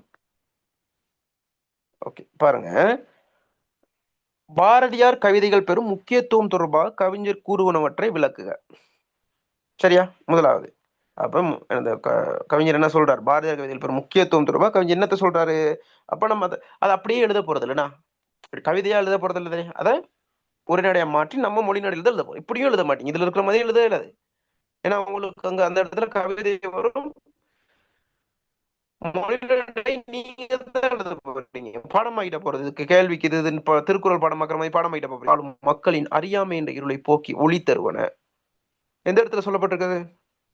உலகில் வாழும் மக்களின் அறியாமை என்ற இருளை போக்கி ஒளி தருவன. முதல் பந்தில கடைசி வரி இருக்குதானே? வாசிங்க ஒரு ஆள். வாசிங்க. என்னப்பா இருக்கு? சீரிதழ் ஆயிரம் செங்கதிர் போலொளி செய்து விளங்குது பூமியிலே. பார்த்தோமா? ஓ சார். அவரோட கவிதைகள் என்ன செய்யுது? அஞ்ஞானம் என்ற இருளை நீக்கி மெய்ஞானத்தை கொடுக்கக்கூடியது. எனவே சிந்தனை தெளிவில்லாத மக்கள் அவர் கவிதையை வாசிக்கும் போது அவர்கள் என்ன செய்யறாங்கன்னு கேட்டா மீட்சி பெறுகிறார்கள். அவர்களோட அஞ்ஞானம் நீங்கி மெய்ஞானம் பிறக்கிறது. சிந்தனையில தெளிவு ஏற்படுகிறது. அப்ப இருள் நீங்கி ஒளி பிறக்குது. அதனாலதான் சொல்றாங்கன்னா சிறப்பு பொருந்தி அந்த 1000 செங்கதிர் போல ஒளி இந்த பூமியில படுது. பூமியில படுறது சொல்லல, பூமியில உள்ள மக்களோட மனங்கள்ல அது என்ன செய்யுது? மாற்றத்தை ஏற்படுத்துதுன்னு தான் நம்ம பார்க்கணும். தெளிவா? ஓகே. அப்ப நீங்க சில வரிகளை எடுத்து காட்டலாம். சரி, அப்ப கவிதையை பிட் அடிச்சுட்டு போறதா? இல்ல. ஏன்? அங்க கவிதை கொடுக்கப்பட்டிருக்கும் உங்களுக்கு. அதை பார்த்து எல்லாத்துக்கும் எழுத வேண்டிய அவசியம் இல்லை. மேற்கோள் சில வரிகளை கொடுத்துட்டு போனீங்கன்னா சரி. தெளிவா? ஓகே. பாரதியார் கவிதை எக்காலத்துக்கும் பயனளிக்கவில்லை. அது எந்த இடத்துல சொல்லப்பட்டிருக்கு? பாரதியார் கவிதை எந்த காலத்துக்கும் பயனளிக்குது, ஒரு குறிப்பிட்ட காலம் இல்ல அப்படின்னு எந்த இடத்துல சொல்லுது? 2வது பாடல்ல சார். எங்க? இந்த நறுமலர் கோம்பிடுமோ இதன் இன்பம் என்றாயினும் குன்றிடுமோ. குறைய வாய்ப்பு இருக்கா? வாய்ப்பு இல்ல ராஜா அப்படிங்கிற மாதிரி சொல்லப்படுது. சரியா? ஓகே. தமிழ் மக்களின் மனங்களை செம்மைப்படுத்துகின்றன. எந்த இடத்துல இருக்கு? தமிழ் சிந்தை உருக்குது செம்மை பெருக்குதுன்னு ஒரு வரி இருக்குதுனே, எங்க இருக்கு? 3வது பந்தில. 3வதா? தமிழ் சிந்தை உருக்குது செம்மை பெருக்குது அந்த இதுல காணப்படுது. அப்ப அதெல்லாம் நீங்க என்னது மொழி நடைக்கு மாத்தணும். கால மாற்றங்களுக்கு ஏற்ப புத்தம் புதிய சுவை தருவன. அது எந்த இடத்துல சொல்லப்படுது? புத்தம் புதிய சுவை. இது முன்னொரு பூக்களும். முன்னைய காலங்கள்ல இந்த மாதிரி சுவை இல்லை. இந்த காலத்துல எங்க பாரதியார் இருக்காரு, எங்களை பிரதிநிதித்துவப்படுத்தக்கூடிய பாரதியார். அவர் சும்மா காதல் கவிதை எழுதி கண்ட கவிதையில எழுதிக்கிட்டு இருக்கிறவர். அவர் என்ன கவிதை எழுதினாரு? மக்களுக்காக எழுதினாரு, மக்கள் மொழிநடையில் எழுதினாரு. என்னென்னத்தை எழுதினாரு? பெண் சுதந்திரத்தை பத்தி எழுதியிருக்காரு, மண் சுதந்திரத்தை பத்தி எழுதியிருக்காரு, சமூக சுதந்திரத்துக்காக எழுதியிருக்காரு. பெண் விடுதலை, மண் விடுதலை, சமூக விடுதலைக்காக பாடுபட்டவர் தான் யாரு? பாரதியார். எனவே அதான் அந்த மாதிரி யாரும் முன்பு உள்ளவங்க கடவுளை பத்தி பாடினாங்க, மன்னர்களை பத்தி பாடினாங்க, மக்களை பத்தி பாடுறதுக்கு யாரும் இல்லாம போயிட்டாங்க. இப்ப சங்க காலத்தை எடுத்துக்கிட்டா அதுல கூடுதலா பாருங்க, இந்த புறத்தின இலக்கியம்லாம் எதை சொல்லுது? மன்னர்களை பத்தி தான் சொல்லுது, அவர் வீரத்தை பத்தி தான் சொல்லுது. சரி, அப்ப மக்களை பற்றி பாடக்கூடிய ஒரு நிலைமைய கொண்டு வந்தவர் இவர் தான்.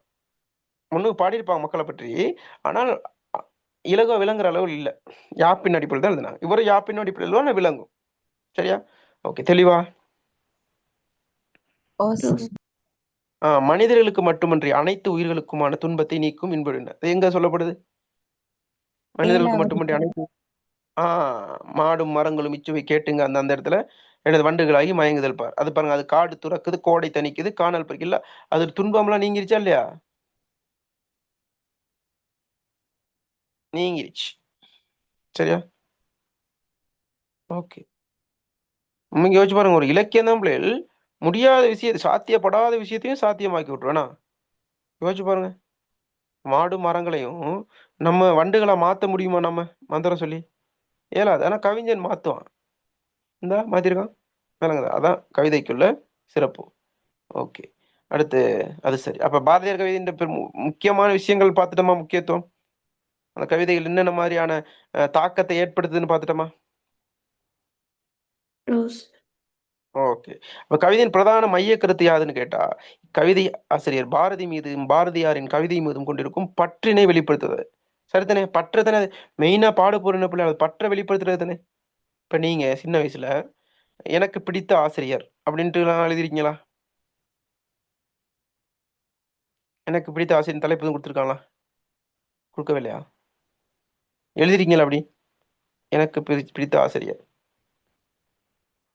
அப்ப அப்படி அப்படி கொடுத்தா எத்தனையோ பேர் படிப்பிச்சிருப்பாங்கன்னா யாராச்சும் ஒரு ஆளை தான் நீங்க எழுதுவீங்க. அப்ப யார் எழுதுவீங்க? உங்களுக்கு பிடிச்சவர் எழுதுவீங்க. ஏதோ ஒரு காரணத்துக்காக அவரை பிடிச்சிருக்கும். அவர்கிட்ட படிப்பிக்கிற ஸ்டைலோ அல்லது ஏதோ ஒரு காரணம். சரியா? அவர் பண்பு ஏதாவது இருக்கலாம். விளங்குதா? அப்ப இவரும் 1008 கவிஞர்களோட கவிதையை வாசிச்சிருப்பாரு. எல்லா கவிஞர் பாரதிதாசன் வாசிச்சிருப்பாரு. அவர் புலவர் ஆயிருக்க மாட்டாரு. 3 நல்ல தம்பி, பேரும் நல்ல தம்பி. சரியா? அப்ப அவர் என்ன செய்யறாருன்னு கேட்டா, எவ்வளோ புலவர்களுக்கு பாரதியாரை பற்றி பாடினாருன்னு கேட்டா என்ன காரணம்? அவர் மீது வைத்திருந்த அந்த ஈடுபாடு. கவிதை வித்தியாசமா இருக்கு அவருக்கு. என்னடா, அவரும் ஒரு வண்டு மாதிரி தான். ஏன்னா வண்டு மாதிரி அவர் மண்டி மண்டி குடிச்சனாலதான் என்ன செய்யறாரு, அவரை பத்தி எழுதுறாரு. விளங்குதா? யோசிச்சா பாருங்க, ஒவ்வொருத்தங்க இருப்பானுங்க பாருங்க. இப்ப நம்ம சினிமா பைத்தியம் பிடிச்ச ஆக்கள் இருக்கான், விஜய், அஜித் அப்படின்ட்டு, தளபதினுட்டு. சில போது அவன் அப்படியே சொல்லி சொல்லி அவங்க மாதிரி நடக்கிறது, அவங்க மாதிரி விட்டுறது, அப்படியே மாறிடுவானுங்க. சரியா? அந்த மாதிரி இவர் என்ன செய்யறாருன்னு கேட்டா, அந்த கவிதையில சுவைச்சு சுவைச்சு அவர் என்ன செய்யறாருன்னா, இப்போ கவிதை நடையும் அந்த மாதிரி சொற்கள் தான் நிறைய இருக்கு. வாத்தியார் கவிதை மாதிரி அது யாப்பு அடிப்படையில விளங்குற அளவுல விளங்குதா? அந்த மாதிரி ஆயிரும். மனைவி பாரு, உன் மனைவி கங்காவை பார், சந்திரமுகியா மாறுற உன் மனைவி கங்காவை பாருங்கிற மாதிரி என்ன செய்வாங்க, அப்படியே மாறிடுறது. அப்ப இவர் அவரோட தாக்கம் இதுல விளங்குது. அவர் பாரதியார் கவிதை அவர் வாழ்க்கையிலையும் அவர்கிட்ட அந்த இலக்கியத்திலையும் செலுத்திய தாக்கம் அழகா விளங்குது. விளங்குதா?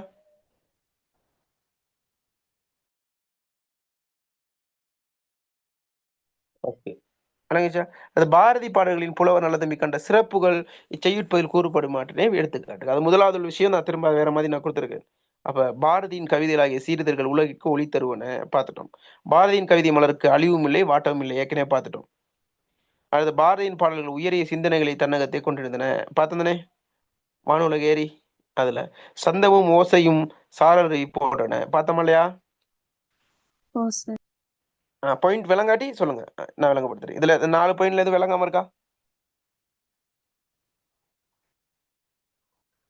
கவிதையோட ஒப்பிட்டு பார்க்கணும். தெளிவா? ஓ சார். ஓகே. அடுத்து பாருங்க, புது புது காட்சிகளை மாறி மாறி காட்டும் இயல்புடையன. அது எந்த இடத்துல சொல்லப்பட்டிருக்கு? புது புது காட்சிகளை மாறி மாறி காட்டும் இயல்புடையன. சித்திரம் காட்டுது புத்துயிர் போலன்னு ஒரு வரி இருக்கா? இருக்கா இல்லையா? இருக்கு சார். அந்த பாருங்க இருக்கு. எங்க இருக்கு? சிந்தை இருக்குது செம்மை பெருக்குது சித்திரம் காட்டுது புத்துயிர் போல. மூன்றாவது பந்தில கடைசி 2 வரியும் பாருங்க. ஓகே அது. ஓகே. அடுத்து பாரதி பாடல்களின் வரிகளை எடுத்தாலாத தமிழர்கள் இல்லை. அது எப்படி? தமிழ் செந்தை உருக்குது செம்மை பெருக்குது அதையும் சொல்லலாம். வேற வேற அந்த வரிகளுக்கு அந்த கவிதை வரிகளை சொல்லுங்க. இந்த பாயிண்ட்ஸ்க்கு அந்த மாதிரி.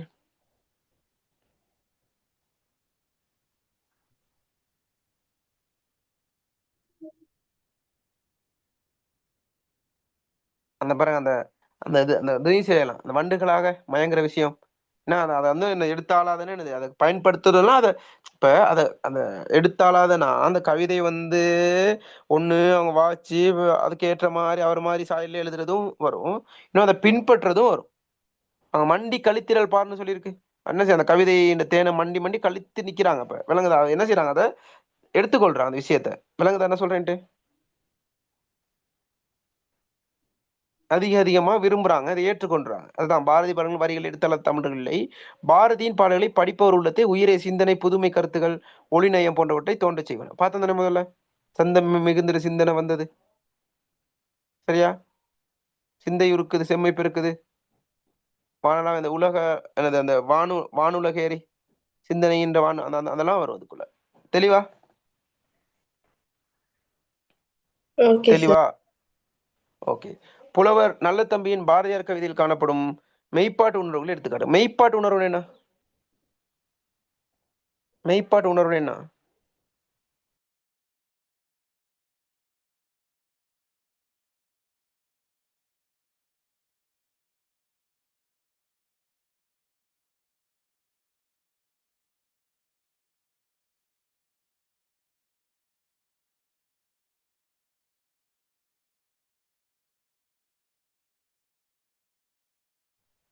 என்ன சொல்லுங்க. மெய்ப்பாட்டு உணர்வுனா நம்ம சொல்லுங்க. வீரம். இப்ப இந்த ஒரு பரதநாட்டியம் ஆடுறவங்க எல்லாம் பாருங்க, அந்த முகத்திலே மெய்ப்பாட காட்டுவாங்க. சோகமா இருக்கும் முகத்தை வச்சு கொள்றது, சந்தோஷமா காட்டுறது, ஆச்சரியம், அதெல்லாம் பாத்துட்டீங்க தானே? என்ன சொல்றது? நவரசம்னு சொல்லுவாங்க, கேள்விப்பட்டீங்களா? என்ன நவரசம்? நவரசத்துக்கு ஒரு ரசம் சொல்லுங்க பாப்போம். புலி ரசம். அதா இல்ல சார். அப்ப நவரசத்துல ஒரு ரசம் சொல்றேன், சத்தம் போடாம இருக்கீங்க. சந்தோஷம், சந்தோஷம், துக்கம், துக்கம், ஆச்சரியம், அழுகை, அழுகை, வேற பயம். பயம். Very good. பயம். இது பாடம் வந்து படிக்கிறீங்களா? இல்ல நாடகம் டிராமா வந்து படிக்கிறீங்களா? இல்ல சார். டிராமா சும்மாவே சொல்றீங்க. சொல்லுங்க வேற. ஓகே. அதிர்ச்சி. அதிர்ச்சி. அத நீங்க இப்ப சொல்ல சொல்ல உங்க முகத்துல காட்டலுமா அதெல்லாம்? இல்ல சார். கஷ்டம். காட்டுவீங்க தனியா கண்ணாடி முன்னு காட்டுவீங்க, வெளியில பயம். ஓகே. அப்ப பாருங்க, வீர உணர்வு. அறியாமையில் இருந்த பாரத சமூகத்தை தட்டி எழுப்பினார். வீரம் சிறக்குது. அதுல இன்ப உணர்வு. காதல் சிறக்குது. அது பெருமித உணர்வு. அதுல பெருமிதம்னா பெருமிதனம், பெருமையா. சரியா? பாருங்க, அதையும் முகத்துல காட்டலாம், பெருமைப்படுறது. சரியா? பாரதியின் கவிதைக்கு அழிவும் இல்லை வாட்டமும் இல்லை, அந்த விஷயம்லாம் வரும். அதெல்லாம் வச்சு எழுதலாம். சரியா? ஓகே. அடுத்து புலவர் கையாண்ட உருவக அணிகள். இதுதான் ரொம்ப முக்கியம். இந்த அணிகள் கையாளுறது. எந்தெந்த அணி எப்படி எப்படின்னு தெரியாது. உவமையும் வித்தியாசம் தெரியாது, உருவகமும் தெரியாது.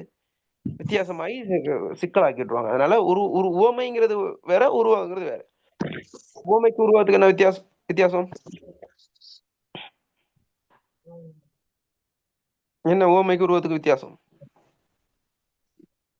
உவமைன்றது ஒன்றோட ஒன்று ஒப்பிட்டு காட்டுவாங்க. இதை போல அதுங்கிறது உவமை. உருவகம்னா உருவகம்டா அதுவாகவே சொல்லுவாங்க. இது போல அதுங்கிறது அல்லது அது போல இதுங்கிறது உவமை. இதுதான் அதுங்கிறது உருவகம். விளங்குதா? பளிங்கு போன்ற பல்லுங்கிறது உவமை. உருவமா சொன்னா பளிங்காகிய பல். பளிங்காகிய பல்ல பட்பளிங்கு. அந்த புல்லோட பல்லு பளிங்கு பற்பல். மாதிரி இருக்கா அப்படின்னா அது பளிங்குன்னு ஏன் சொல்றது? பல்லே பளிங்கு தான். பல்லுன்னு சொல்லக்கூடாது, பல்லே பளிங்கு தான் அப்படிங்கிற மாதிரி. விளங்குது என்ன சொல்றேன்ட்டு? பட்பளிங்கு. அவன் முகம் வந்து நிலவு போன்ற முகம். நிலவு போன்ற முகம் அப்படின்னா உவமை. சரியா? அப்ப உருவகமா சொன்னா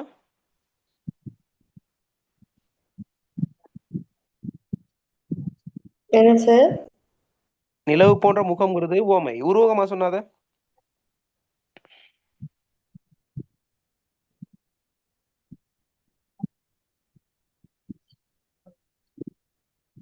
மதிமுகம். முக இல்ல நிலவு போன்ற முகநிலா. அது என்னது? அது முகநிலா. முகமே நிலவு மாதிரி இல்ல, முகமே நிலவு தான் அப்படிங்கிற மாதிரி. விளங்குதா?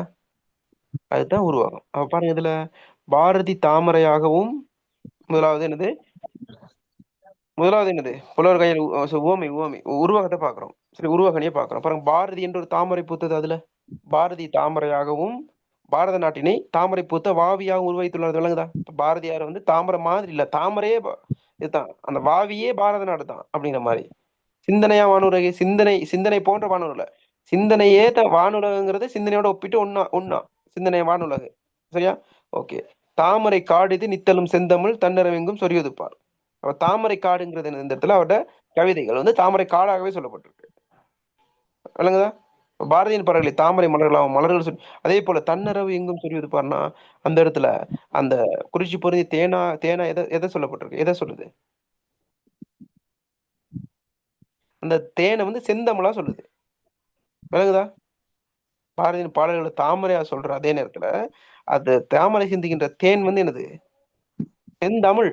செந்தமிழ் இலக்கியத்தை சொல்லுது. விளங்குதா? விளங்குதா பிள்ளைகள்? ஹலோ. தூக்கமா? ஆம் சார். வெற்றியா இருக்கீங்களா? சார். பாவலராகிய வண்டினம் பாரதியின் பாடல்களை விரும்பி படிக்கும் மக்களை மலரில் தேன் எடுக்கும் வண்டுகளாக உருவாக்கியுள்ளார். விளங்குதா? விளங்குதா? அப்ப இவங்கெல்லாம் வண்டாவே மாறுறாங்க. அப்ப இந்த இடத்துல புலவர்களை வந்து வண்டுகளாவே மாத்துறது. பாரதி பாடலை விரும்பி படிக்கும் மக்களை, புலவர்களை மலரில் தேன் எடுக்கும் வண்டுகளாக உருவகித்துள்ளதும் உருவகணி தான். விளங்குதா? விளங்குதா? அடுத்து உவமையணி எடுத்துக்கிட்டா அது கட்டாயம் ஒரு அணிகள்.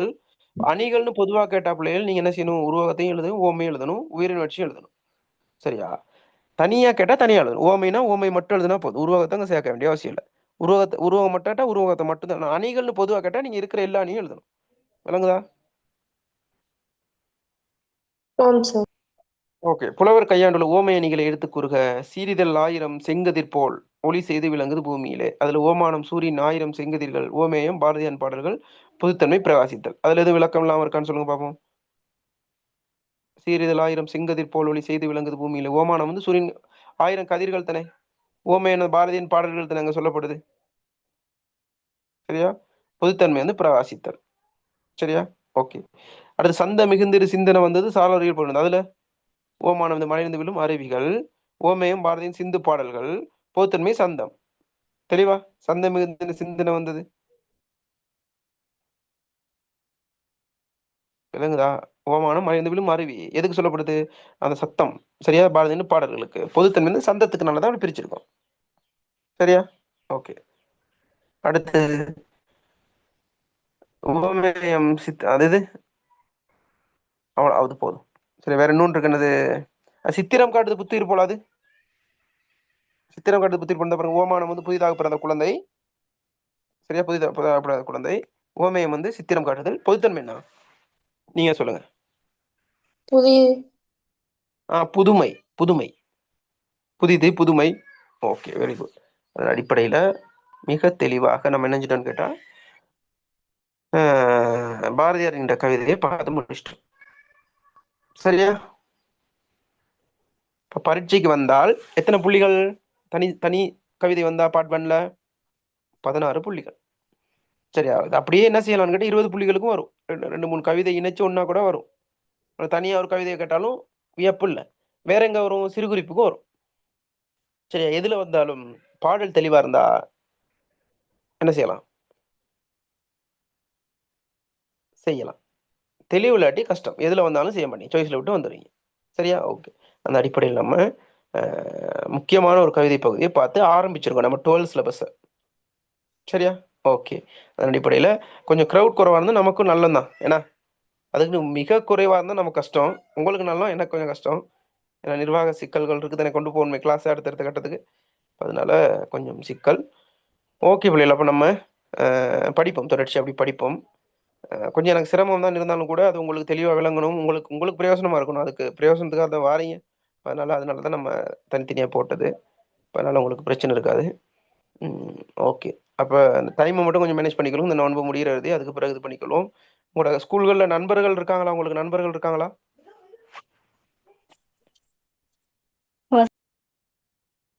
அப்போ நண்பர்கள்ட்ட சொல்லி கொஞ்சம் சில விளம்பரப்படுத்தி நம்மளை கொஞ்சம் க்ரௌட் எடுக்கலுமா கிளாஸ்க்கு? ஒரு ஆள் எடுத்தாலே போதும். ஒரு 10-15 பேர் வந்தால் கொஞ்சம் நல்லா இருக்கும். பண்ணுங்க, நான் போஸ்ட் அனுப்பி விட்டேன் குரூப்ல எல்லாம். கொஞ்சம் ஸ்டேட்டஸ் போடுங்க, சப்போர்ட் தாங்க. சரியா? ஓகே. ஓகே. அப்புறம் கட்டணம் பாருங்க, உங்களுக்கு எத்தனை கிளாஸஸ் ஜாயின் பண்ணிருக்கேன்ட்டு பார்த்துட்டு அந்த சப்போர்ட்டையும் கொடுத்து விடுங்க. அப்போ நமக்கு தொடர்ச்சியாக செஞ்சிருக்கிறது ஈஸியாக இருக்கும் பிள்ளைகள். ஓகே. அப்போ நம்ம வேற ஏதாச்சும் கேளுங்க. டைம் இருக்கு, ஒரு 5 நிமிஷம் இருக்கு. ஏதாச்சும் பொதுவாக எதுவும் சந்தேகங்கள் எதுவும் இருந்தால் கேளுங்க. சார், சொல்லுங்க. இது பாரதியார் தலைப்புல வந்து கவிதை காணப்படுற கவிதை சிறப்புகள் வரும் தானே? ஓ, அந்த கேள்வி வந்து எத்தனை மார்க்ஸ் மாதிரி வரும்? கவிதை சிறப்புகள்னா கவிதை சிறப்புகள் வந்து அந்த ஒவ்வொரு பாட்டிலும் வந்து பாரதிய கவிதை சிறப்புகள் காணப்படுது தானே? ஆமா, இந்த கவிதையில என்ன சிறப்பு அப்படிங்கிறது பாரதியார் சிறப்பு என்ன சொல்லப்படுது. ஓகே. அந்த அப்படி எத்தனை மார்க்ஸ்க்கு எழுதணும்னு கேக்குறீங்களா? ஓ, அதாவது இப்ப பாருங்க, உங்களுக்கு கவிதைக்கும் ஒட்டுமொத்த கவிதைக்குமே 16 மார்க்ஸ் தான் கொடுப்பாங்க. சரியா? 16 மார்க்ஸ். 16 தானே? ஓ 16 கவிதைக்கு எத்தனை? 16 மார்க்ஸ் தானே பிள்ளைகள்?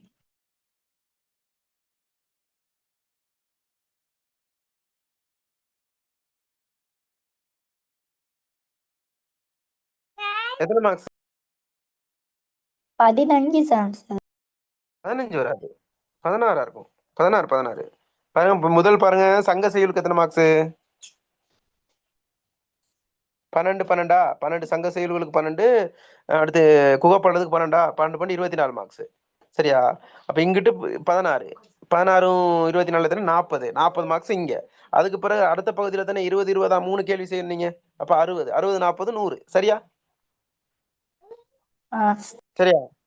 அப்ப இது 16 மார்க்ஸ். 16 மார்க்ஸ்னா கொஞ்சம்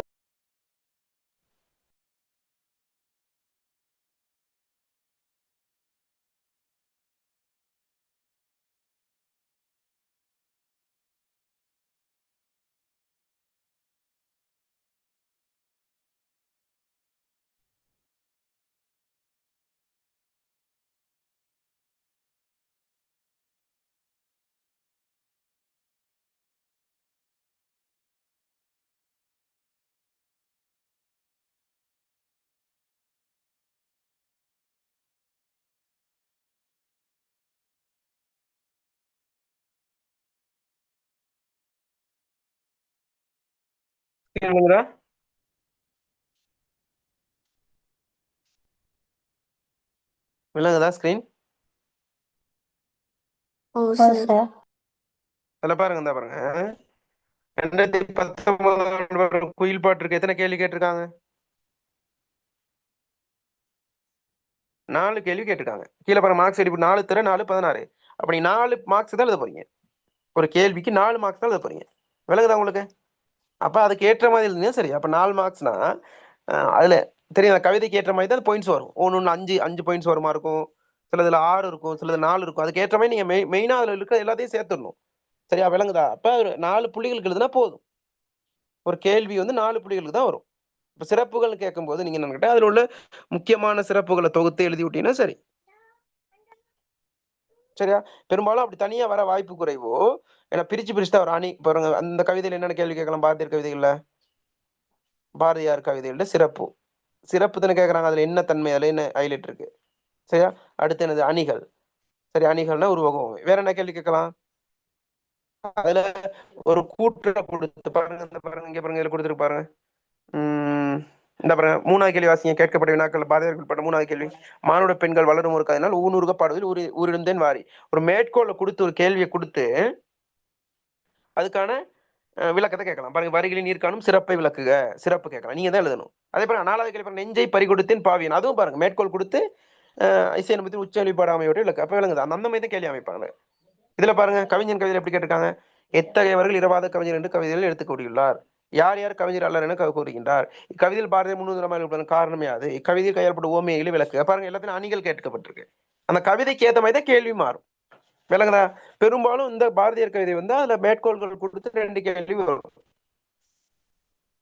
சரி, இதுல பாருங்க, வீசாதி இருக்கிற கவிதையை பாருங்க.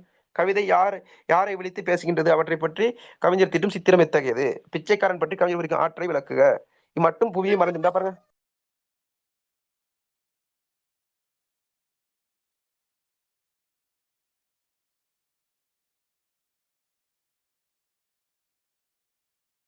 இந்த மாதிரி வரும். தெளிவாயிருச்சா?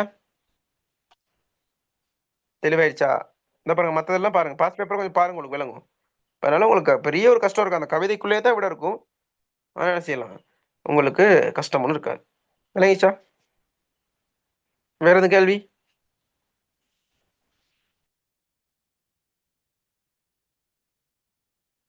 வேற எதுவும் வினாக்கள் இருக்கா? இல்ல சார். இல்ல சார். அப்ப இன்றைய கிளாஸ் பிரயோசனமா இருந்ததா? ஓம் சார். ஓகே. அப்ப நம்ம அடுத்த கிளாஸ் எப்ப டைம் டேபிள் படி உங்களுக்கு எப்ப கிளாஸ்? அடுத்த கிளாஸ் 12க்கு புதன்கிழமை. புதன் வந்து அடுத்த கிளாஸ் உங்களுக்கு எப்படியும் புதன் வராது, நாளைக்கு வராது. ஏன்னா பெஸ்டா வந்து உங்களுக்கு தான் போட்டிருந்தேன் நான் திங்கள். ஆனா நீங்க வந்து அதுல கிரௌட் வந்து அந்த குரூப்ல இணையாதனால 2-3 பேர் தான் இணைஞ்சிருந்தீங்க. அதுக்கு பிறகு தான் கதைச்சு தான் மற்ற ஆக்கள் இணைச்சேன். அதனால டைம் டேபிள் மாறிடுச்சு. இப்ப திங்கள் வந்து உங்களுக்கு வைக்கிறத 13க்கு இதை வச்சாச்சு. அப்ப இன்னைக்கு செவ்வாய், அடுத்து உங்களுக்கு வியாழன் தான் வரும். நாளைக்கு யாருக்கு வரும்? 13க்கு வரும். சரியா? 13. ஓகே. அப்ப இதை நான் உங்களுக்கு டியூட்டை போடுறேன். சரியா? அதை ஸ்கிரீன்ஷாட் எடுத்து உங்களுக்கு பிடிஎஃப் மாத்தி போடுறேன். அதை கொஞ்சம் படிச்சு கொள்ளுங்க. சரி, நீ டியூட் கொடுப்பேன் நான் ஒவ்வொரு பகுதிக்கும். சரியா? Okay sir. ஓகே, நன்றி, வணக்கம். Okay sir. ஓகே, வணக்கம் சார். Okay, thank you.